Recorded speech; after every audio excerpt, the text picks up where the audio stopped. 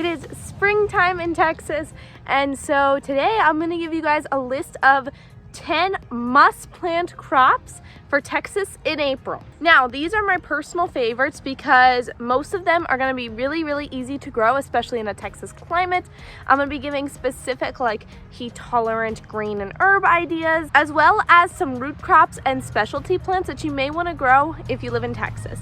Now, Texas contains gardening zones 6 through 10, and if you don't know what zone you're in, I'm going to leave a link down below so you can find out. We are in zone 8, so we are perfectly like in the middle of the Texas climate. And these are the crops that I'm planting this month in April. And if you live in zones 9 or 10, it'll definitely be warm enough for you to plant these as well. And if you're in 6 and 7, you may need to wait just a little bit longer, but you should be able to plant them this month.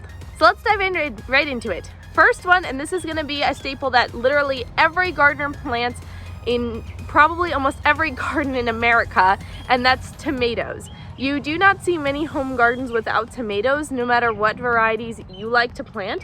Some great options for Texas that I've personally had success with are Roma and Cherry, but I've also had great success with German Johnson and Purple Cherokee, which are huge beefsteak tomatoes, and they come in such pretty colors. And now is really a good time to get them in before the heat sets in so that they have time to mature before that happens.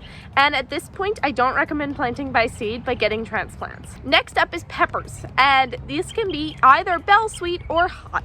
Does not matter. We're going to be planting probably some of all three. And again, I also recommend doing these by transplant now.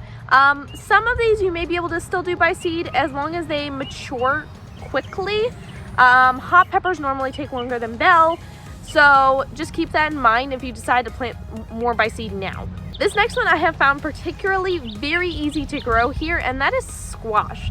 And you can do zucchini or yellow varieties. Personally, I've had more success with zucchinis. Specifically, I like to grow Black Beauty. That one's one of my personal favorite varieties, and it seems to do very well here in Texas.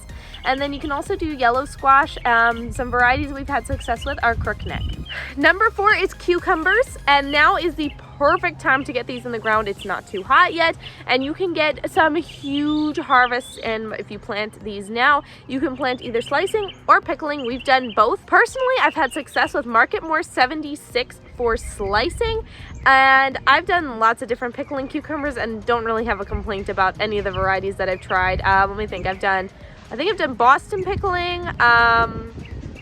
The other names aren't coming to me right now. I know that they're all very popular varieties though. This next one is a staple in our garden every year, and that's green beans. You can either plant them by bush beans or pole beans. Now's the time to do either. Keep in mind, while you get an earlier harvest off of the bush beans and they don't require a trellis, you will get most of your harvest at once, unlike the pole beans where you'll continue to get them all year round.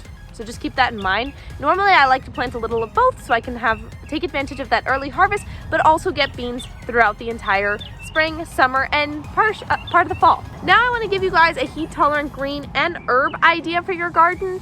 So a personal favorite heat-tolerant green of mine is Swiss chard.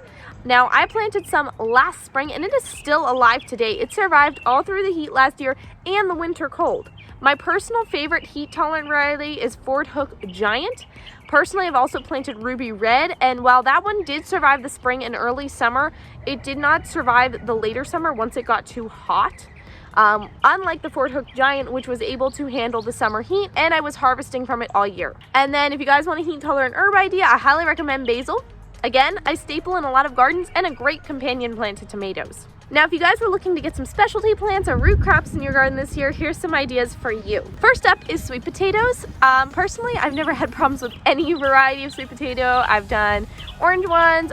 Purple ones are great. They love the heat. They barely need any water. Like, I don't think I watered them at all last summer, and I grew some purple ones and they were absolutely beautiful.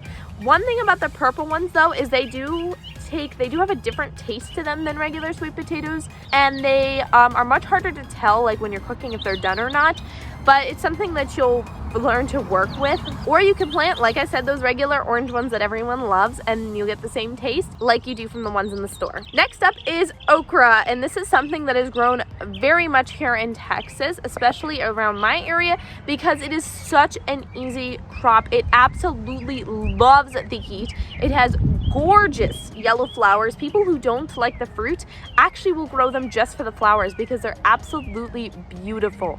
I have never had a problem growing okra. It is so easy. So if you like okra, I highly recommend planting it. And last but not least, this one you may not want to plant depending on how much space you have in your garden.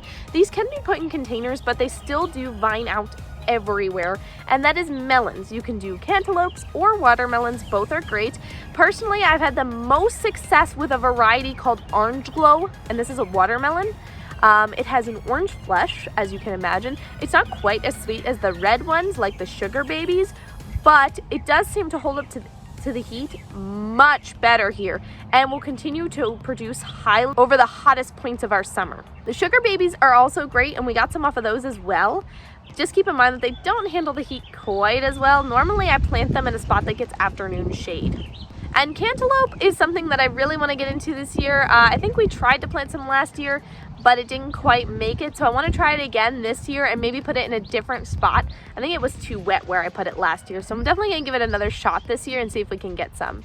A variety that a lot of people recommend for Texas is Hale's Best Jumbo. So I hope that those will give you guys some great ideas. If you all want to share any of your favorite crops for Texas or just for your state, go ahead and drop them in the comments below. Make sure you guys give this a share, a like, and if you're new here, don't forget to subscribe.